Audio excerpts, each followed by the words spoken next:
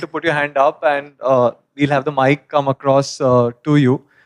Uh, Nilesh bhai, while we are getting the questions up, I think one big debate, and in our lifetime, this is we're seeing it in a big way. A lot of clients have a large amount of direct equity exposure today, more than what we have seen at least in the last 7 8 years. The second is a lot of exposure is happening to direct equity PMSs, alternative investment funds.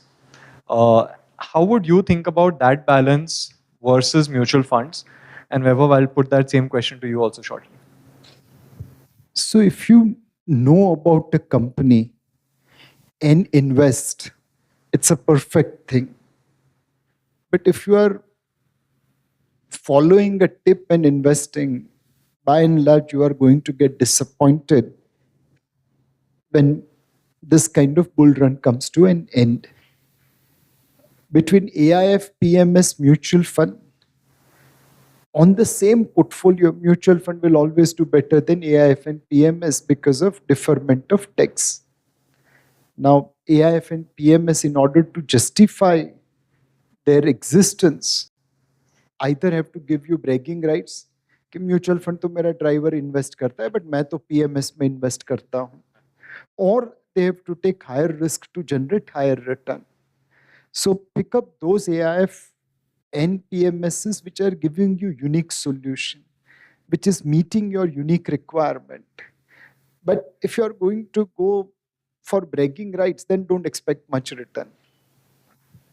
Vaibhav, your view? Absolutely agree with Nilesh bhai, and I was thinking about this question. The kind of stocks that I saw in clients' portfolios in 2006-7 versus the kind of stocks that we are seeing now are very different. And most of those companies which were popular back in the days have stopped operating. So I can share a few names. If I remember correctly, Unitech's market cap in 2007 was 70,000 crores. So most of these stocks were there in the clients' portfolios. And unless you understand the business, unless you are able to dedicate some time to understand these businesses and understand the difference between the price and the value, you should not be doing it. We are lucky to have qualified fund managers do this job for us at a very, very minimal cost. So why bother with that? Any questions from anybody? I think a gentleman here has a question.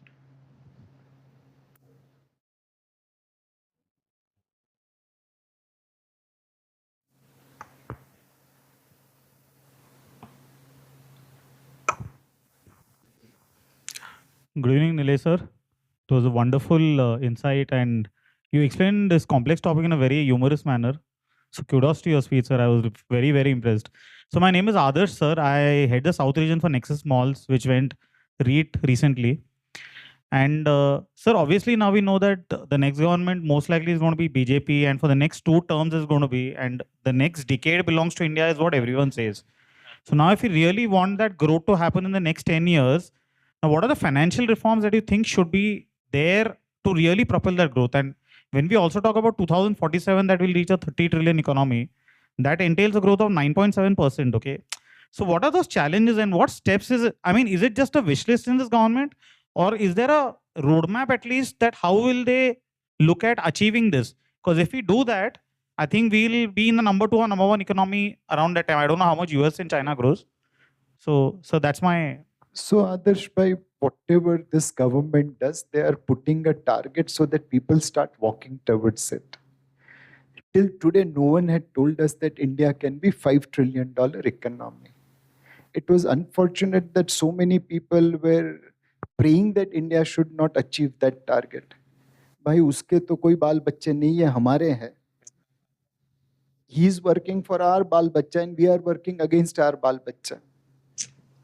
Same way he is saying we should become a developed nation because now we are already on our way to become third largest economy. Now we have to improve our per capita GDP. We are third largest economy but with only $2,650 per capita GDP. We are a very, very, very poor country, which is why target that in 2047 we should become a developed nation with 10, 12, $15,000 per capita GDP. Now, what financial reforms we need? One, to create growth, you have to make investment. And to fund investment, you need savings. It could be your saving, my savings, or foreign savings. In India, savings is not an issue. All of us are savers by nature. But when it comes to investments, we are not as good. 18 crore Indians have gone and traded in crypto. Now, Bitcoin is at all-time high price, but how many of that 18 crore people are left with Bitcoin? 10 crore people play games to make money. Majority of them will lose. Crores of people trade in futures and options to destroy their future because 89% people don't make money.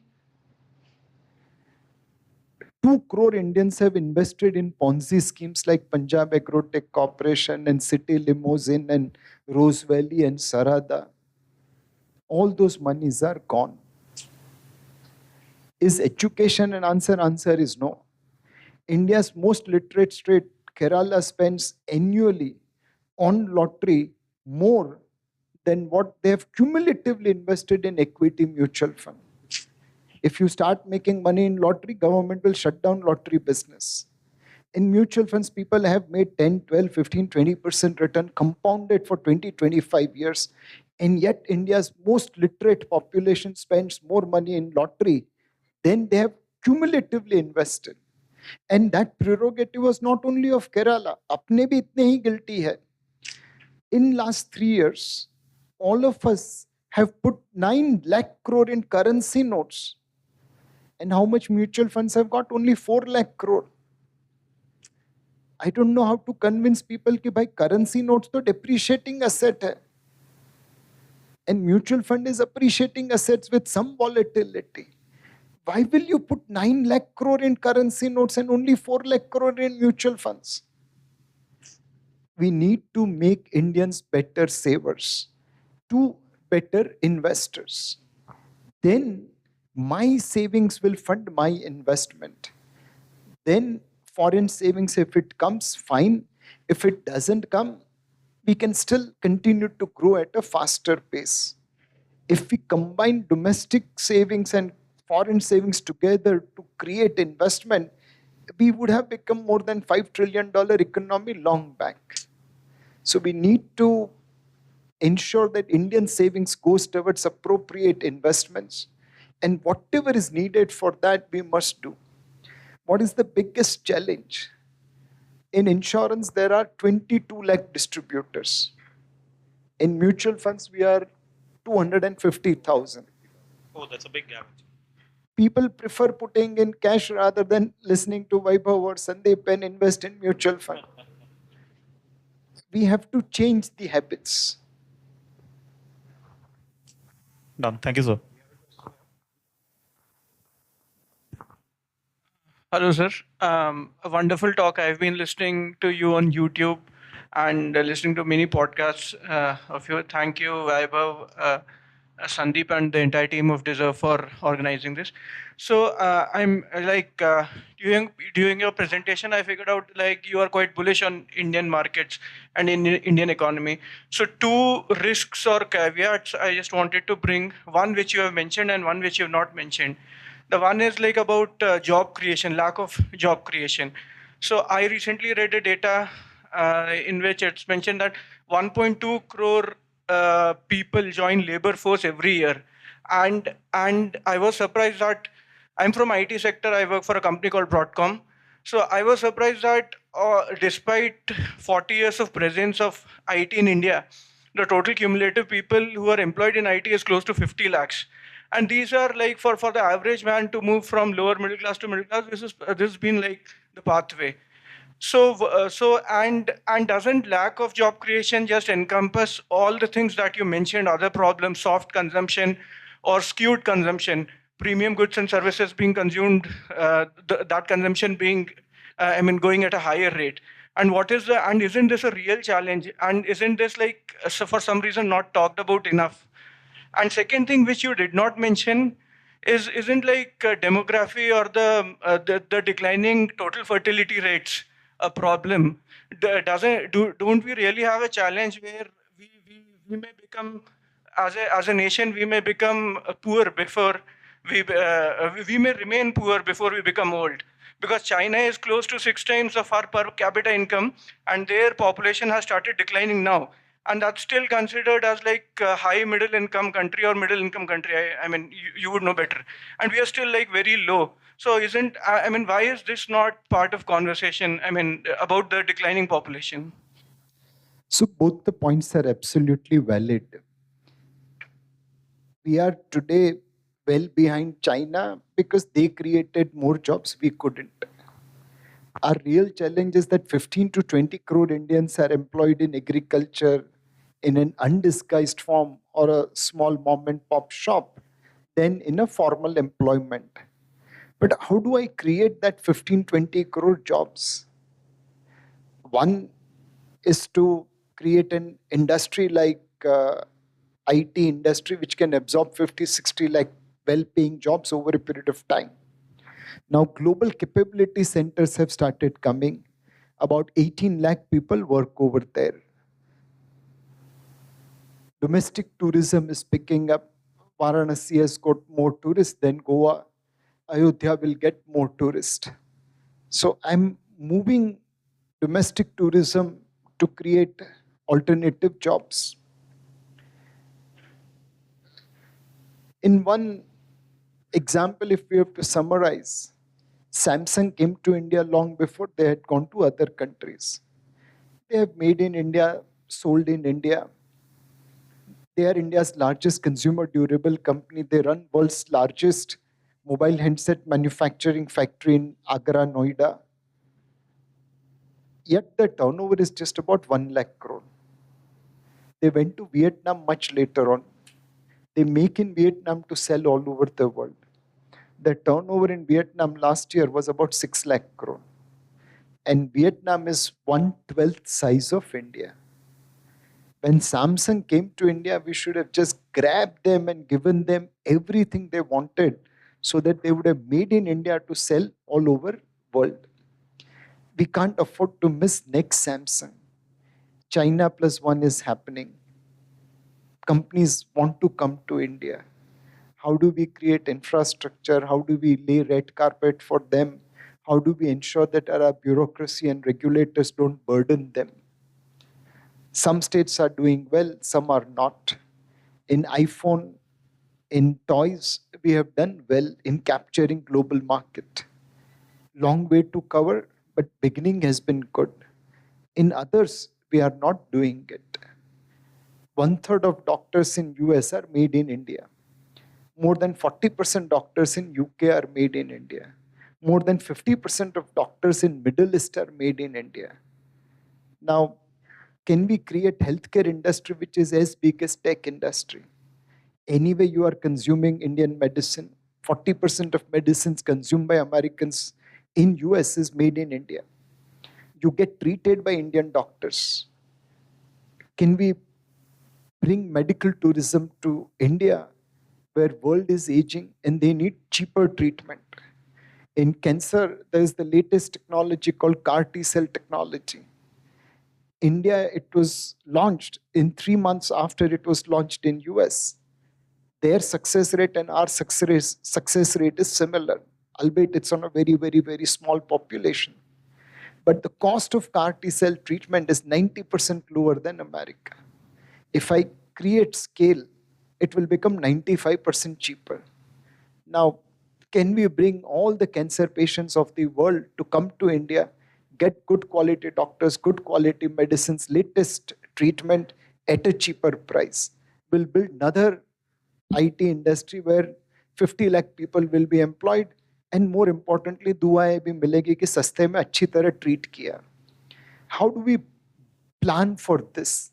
If we can do this, then we'll become as big as China in 2047, not immediately. Same way about fertility rate. We are still above replacement rate, unlike China, Japan, which are well below replacement rate. So there is a window from here till 2047, 2050 or 2040, depending upon how population shapes up, where we could become rich before we become old. And that is the race against the time. If we don't capture opportunities like today, then we'll become old and not rich. But if we maintain that pace and capture all these opportunities, tourism, global capability center, healthcare industry, if we can push our companies to become supplier all over the world, then there is a roadmap to become developed India by 2047. Uh, Nilesh bhai, while you were talking, I was thinking about there are a lot of these themes that we can play, right? And Vaibhav, I know you have a strong view on playing via themes or thematic funds versus letting fund managers play that. So, Vaibhav, why don't you take that question? And we are again open for questions. I think it's basic human nature to like stories. Nilesh Bhai also used a lot of stories in his presentations, and we like all these stories. And most of the thematic investing is built around a strong narrative. In my experience of last 21 years, I've seen many stories playing out. It started with power generating companies, then moved on to shipping companies, then pharmaceutical companies, then tech companies to NBFCs and so on. The unfortunate part of that is most of these themes find consensus towards the peak performance cycle. And that's why when investors invest money in these themes, they end up losing disproportionate amount of money. I remember this first speech that I heard from a fund manager was from Samir Arora in 2001, where he had launched a tech fund, and NAV of that tech fund went down by 80%, and investors were hammering him. And his reaction was, "You gave money to me to invest in tech stocks. I could not have invested in anything else." And that's the biggest challenge for the fund manager also.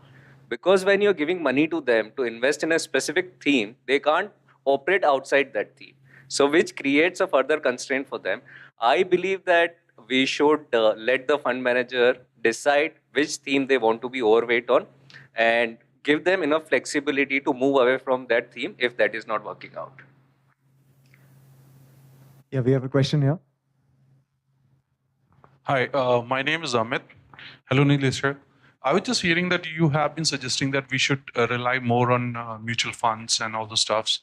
But when I see the data, if you see, okay, I'm not a seasoned investor, but when I see MFs, I understand that they have got a huge army of probably one of the best IEMs, grads, and all those stuffs, and their performance should be at par.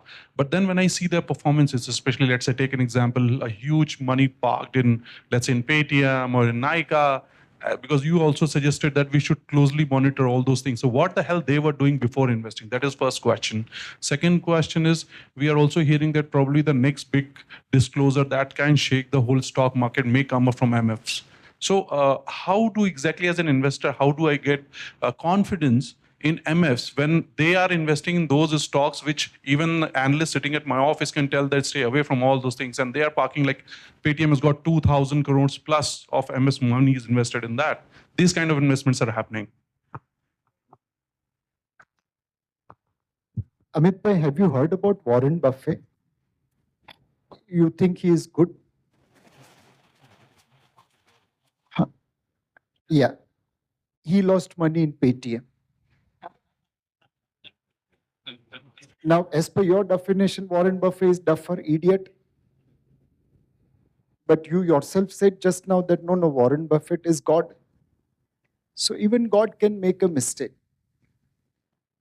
You have to look at my overall performance. If I'm playing cricket, I will get out on zero also and I'll score a century also. But as long as I'm averaging 50 runs, that's good enough. 2 out of 44 mutual funds have invested in Paytm. 42 others, including Kotak Mutual Fund, didn't invest ever. But there is a WhatsApp university of people who are circulating as if every mutual fund is an investor in Paytm. No one blames Warren Buffett कि क्या गधा है इतना loss किया. But 42 of us are carrying burden of 2 of us. You'll have to build your confidence by asking questions. Then you will get the answers. Today, Amit Bhai, there are so many people who will misguide you. There are deep fake videos of us which are circulating. There are 7 Telegram channels of mine which will advise you what to buy tomorrow so that it will double your money. Obviously, you will never know who I am. They have my photos, they have everything. We are living in a world where there is too much of noise and which takes away or which creates distraction. In any fund, if you want to invest, either you need people like Vaibhav, Sandeep, who can tell you this is right, this is wrong.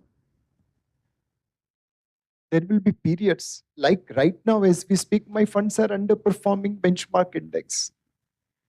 You can legitimately ask Nilesh bhai, gyan kam do, kaam zyada karo. But Amit bhai, I haven't invested in stocks which I talked about. It's far better to underperform for a while, then chase the momentum and create pain at a later date. In our life, we have gone through this cycle many a times. So either you take help of a good advisor, or you look at the portfolio and see, are these people following a process? If I come here and talk about value, value, value, and I have all Tibrewala shares in my portfolio, you should be worried about me. You should not put a single naya paisa in my fund, irrespective of what performance I have generated.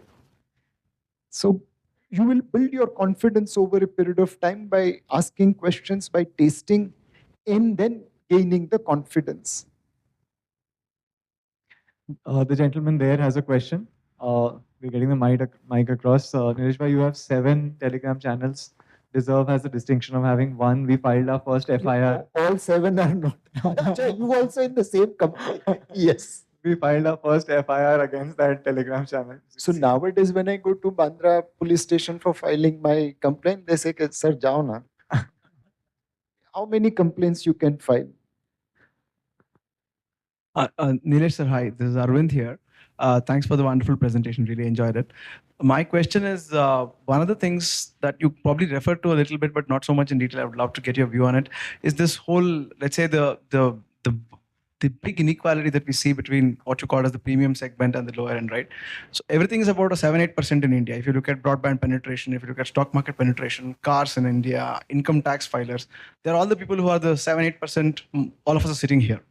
Right? And the middle India and the lower India, we know is struggling, and the consumption is slowed down. You called upon it. Manrega allocation is at an all-time high, and 80 crore families are getting free foods. All of that is what you mentioned. So is there a concrete plan that the government is looking for to say, how do we bridge this? Because to the point somebody else asked, when we become aged before we become rich, and coupled with this inequality, there's a larger risk that we run into social, unrest and all of that. Is it something that the government is actively looking at? So undoubtedly in democracy, you have to win votes. And every government has no option but to look at the people.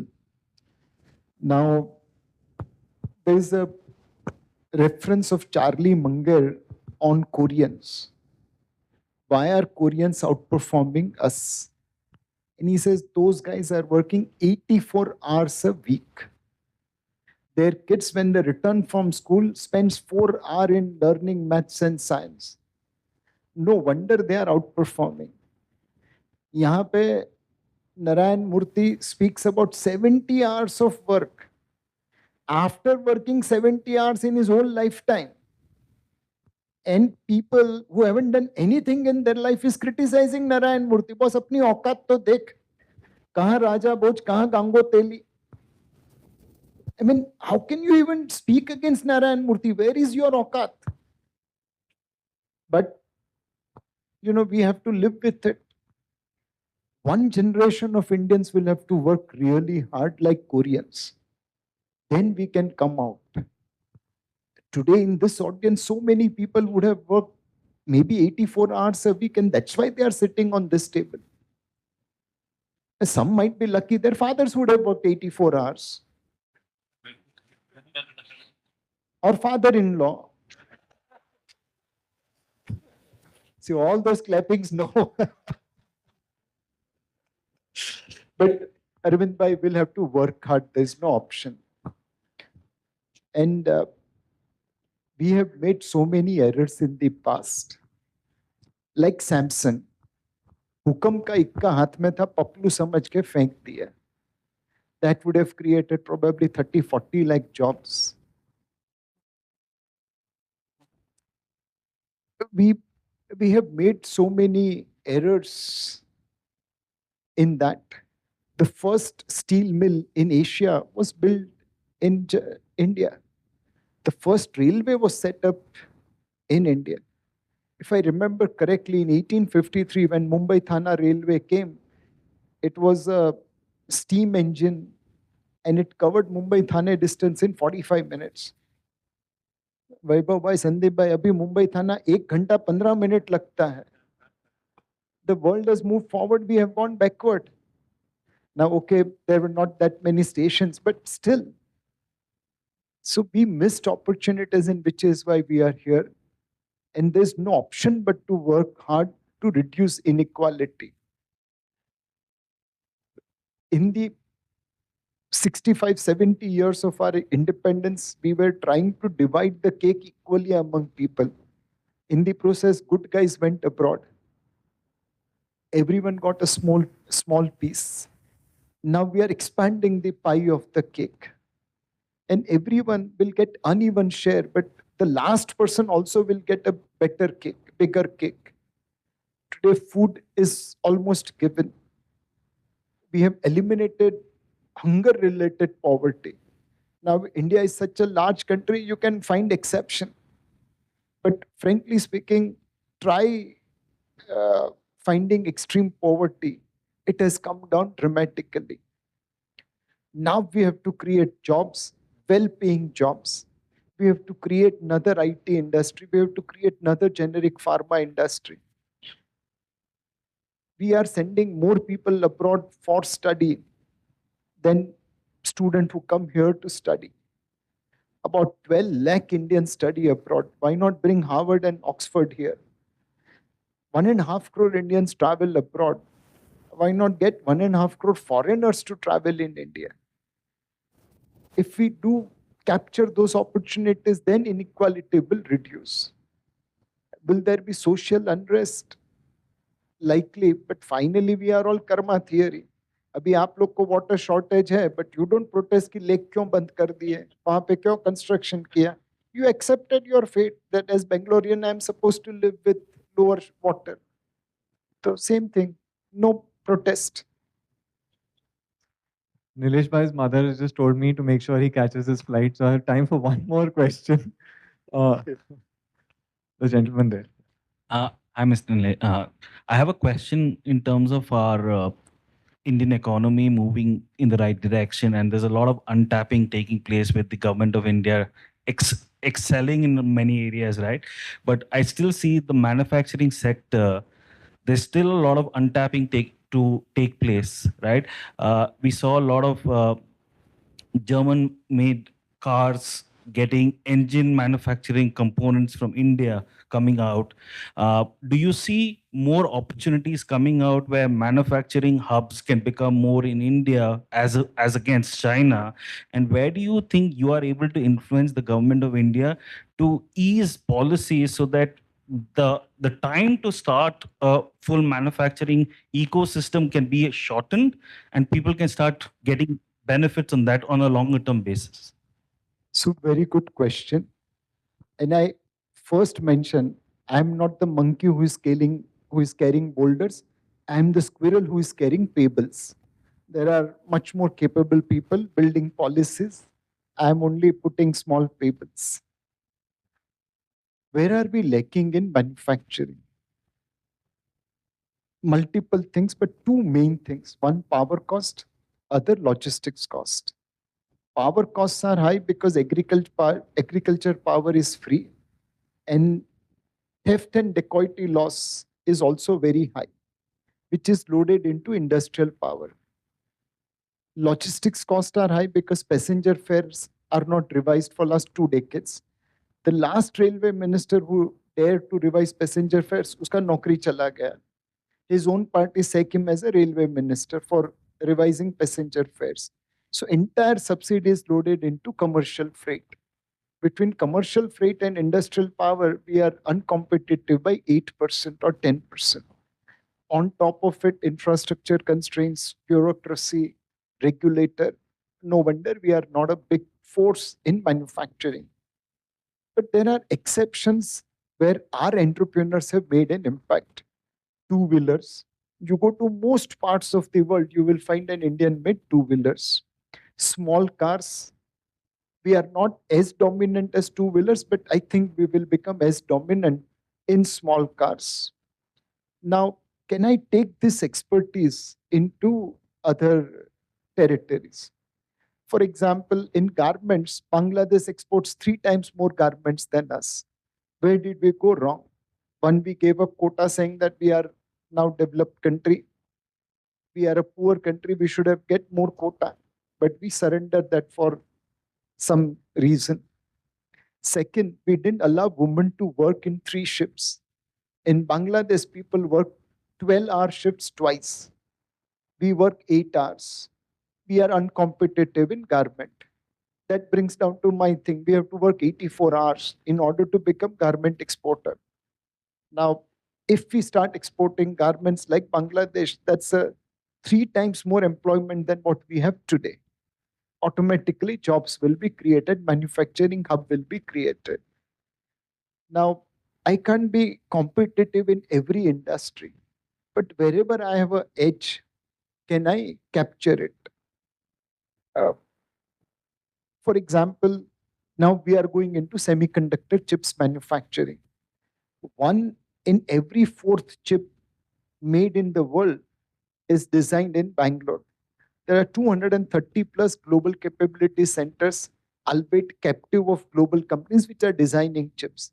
Now, if I get manufacturing capability, and then I know how to use those chips in consumer durables, automobiles, and everything else, I suddenly create a vertical integration, and then I can compete with the world.